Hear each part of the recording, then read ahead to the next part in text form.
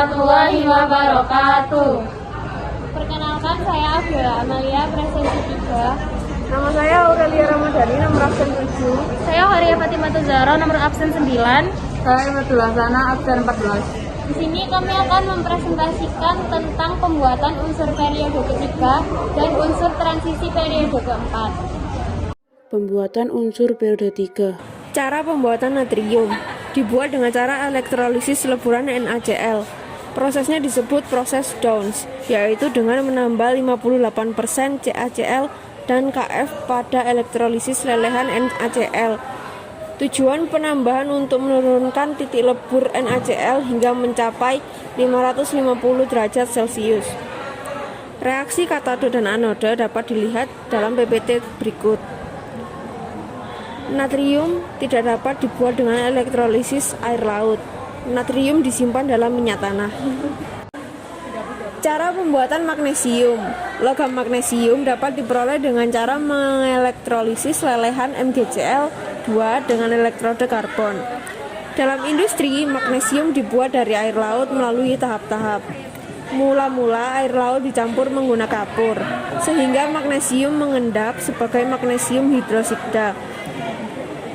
Adapun CaO dibuat dari batu kapur atau kulit kerang melalui pemanasan.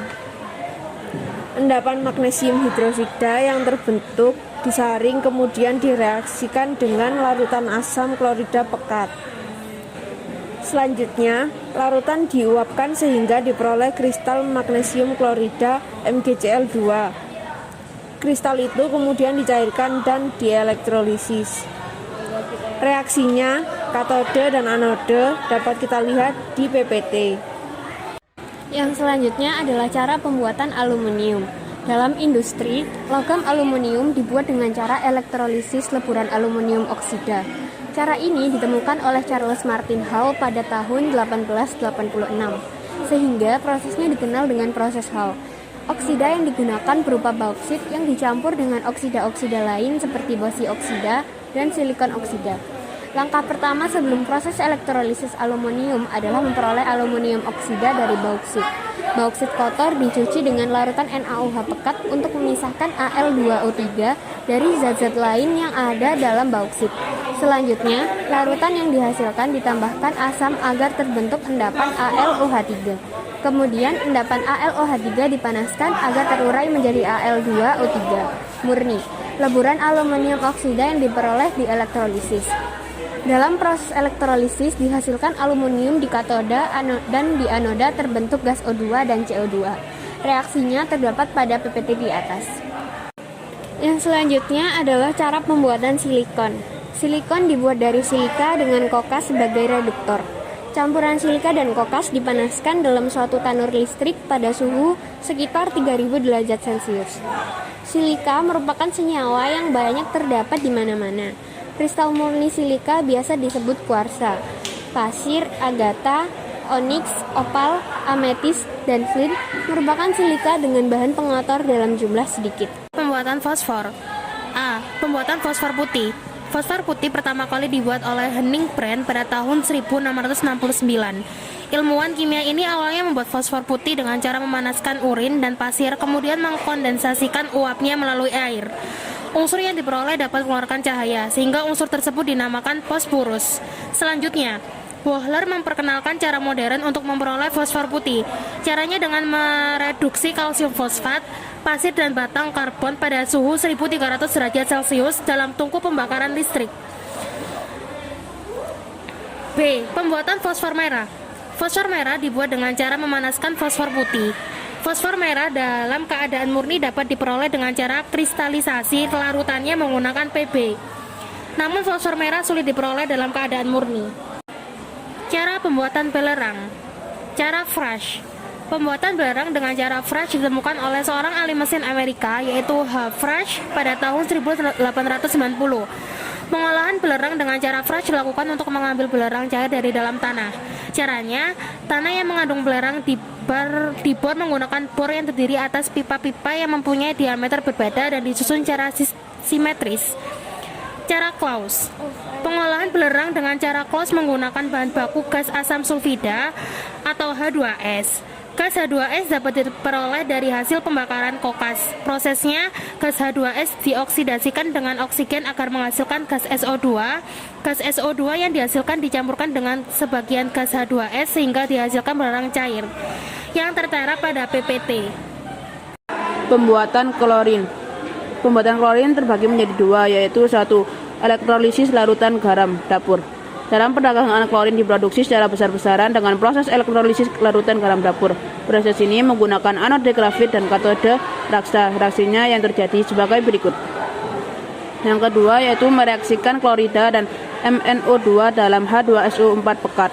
Pada proses reaksi ini Mn2O berfungsi sebagai oksidator. Reaksinya sebagai berikut. Cara pembuatan argon. Argon ditemukan pertama kali oleh Harold Lyell dan William Ramsay. Merupakan gas yang tidak berwarna dan berasa yang keluar dari gunung berapi dan kurang lebih 0,93% terdapat di udara. Argon bersifat reaktif seperti halnya gas mulia lainnya. Argon dapat diperoleh dengan cara memanaskan udara dengan CaC2. Terdapat sekitar 1% argon di atmosfer, terbentuk di atmosfer sebagai akibat dari proses sinar kosmik. Argon dapat digunakan sebagai pengisi bola lampu karena argon tidak bereaksi dengan kawat lampu. Adanya bahan ini membuat logam pijar pada lampu tidak cepat rusak. Dipakai dalam industri logam sebagai inert saat pemotongan dan proses lainnya untuk membuat lapisan pelindung pada berbagai macam proses, untuk mendeteksi sumber air tanah, dan dipakai dalam roda mobil mewah. Proses pembuatan unsur transisi periode 4 yang pertama adalah skandium. Logam ini ditemukan pada mineral torfetit. Skandium dibuat dengan elektrolisis cairan SCCl3 yang dicampur klorida-klorida lain. Selanjutnya adalah titanium. Langkah awal produksi titanium dilakukan dengan mengubah biji rutil yang mengandung TiO2 menjadi TlCl4, kemudian TlCl4 direduksi dengan Mg pada temperatur tinggi yang bebas oksigen. Persamaan reaksinya adalah sebagai berikut. Selanjutnya adalah vanadium. Produksi vanadium sekitar 80% digunakan untuk pembuatan baja. Dalam penggunaannya, vanadium dibentuk sebagai logam campuran besi. Ferrovanadium mengandung 35% sampai 95% vanadium. Ferrovanadium dihasilkan dengan mereduksi V2O5 dengan reduksi campuran silikon dan besi. SiO2 yang dihasilkan direaksikan dengan CaO membentuk kerak CaSiO3. Reaksinya adalah seperti di atas. Pembuatan krom atau kromium.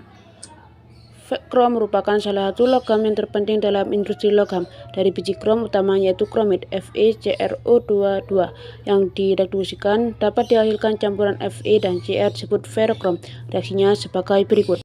Pembuatan mangan. Mereduksi oksida mangan dengan natrium, magnesium, aluminium atau dengan proses elektrolisis. Proses aluminotermi dari senyawa MnO2 bersamaan reaksinya sebagai berikut.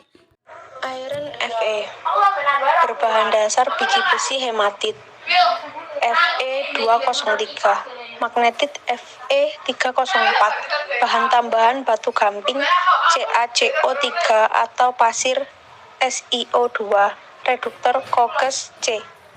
Dasar reaksi reduksi dengan gas CO dari pembakaran tak sempurna C.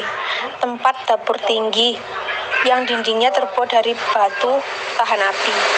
Reaksi dalam dapur tinggi adalah kompleks. Secara sederhana dapat dilihat pada penjelasan berikut. Dalam 24 jam rata-rata menghasilkan 1.000 sampai 2.000 ton besi kasar dan 500 ton kerak. Kira-kira 2 ton biji, 1 ton kokes, dan 0,3 ton gamping dapat menghasilkan 1 ton besi kasar. Reaksi pembakaran. Udara yang panas dihembuskan. Membakar karbon terjadi gas CO2 dan panas. Gas CO2 yang naik direduksi oleh C menjadi gas CO. Proses reduksi. Gas CO mereduksi biji. Reaksi membutuhkan kerak CaCO, CaO plus CO, CaO plus SiO, CaSiO, kerak pasir. Pembuatan kobalt. Kobalt di alam diperoleh sebagai biji smaltit dan kobaltit yang biasanya berasosiasi dengan Ni dan Cu. Untuk pengolahan biji kobalt dilakukan sebagai berikut dengan pemanggangan. Nikel atau Ni. Proses pengolahan biji nikel dilakukan untuk menghasilkan nikel mate, yaitu produk dengan kadar nikel di atas 75%. Tahap-tahap utama dalam proses pengolahan adalah sebagai berikut. Pertama, pengeringan di tanur pengering bertujuan untuk menurunkan kadar air biji laterit yang dipasok dari bagian tambang dan memisahkan biji yang berukuran 25 mm. Kalsinasi dan reduksi di tanur untuk menghilangkan kandungan air di dalam biji. Mereduksi sebagian nikel oksida menjadi nikel logam, dan sulfidasi. Yang ketiga, peleburan di tanur listrik untuk melebur kalsin hasil kalsinasi atau reduksi sehingga terbentuk fasa lelehan, mate, dan terak. Pengkayaan di tanur pemurni untuk menaikkan kadar Ni di dalam mate dari sekitar 27% menjadi di atas 75%.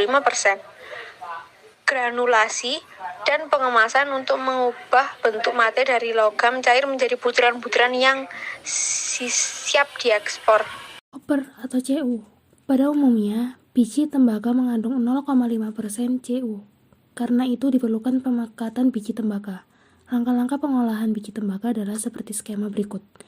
Reaksi proses pengolahannya adalah 1. 2 CuFeS ditambah 40,8000 C, Cu,5 ditambah 2 FeO ditambah 350. 2. FeO ditambah CO 1400 C VeSiO. Cu, es dan kerak FeSiO3 dioksidasi dengan udara panas dengan reaksi sebagai berikut. 2 CuS ditambah 30, 2 Cu2O ditambah 250, 2 CuO ditambah CuS, 6 Cu ditambah 50, 3 CuS ditambah 30, 6 Cu ditambah 350. Zinc atau Zn. Logam seng telah diproduksi dalam abad ke-300 di Indina dengan mereduksi kalamin dengan bahan-bahan organik seperti kapas. Logam ini ditemukan kembali di Eropa oleh Markov di tahun 1746, yang menunjukkan bahwa unsur ini dapat dibuat dengan cara mereduksi kalamin dengan arang. Biji-biji seng yang utama adalah spelerit atau sulfida, smithsonite atau karbonat, kalamin atau silikat, dan franklit atau zinc, marganes, besi oksida. Satu metode dalam mengambil unsur ini dari bijinya adalah dengan cara memanggang biji seng untuk membentuk oksida dan mereduksi oksidanya dengan arang atau karbon yang dilanjutkan dengan proses distilase.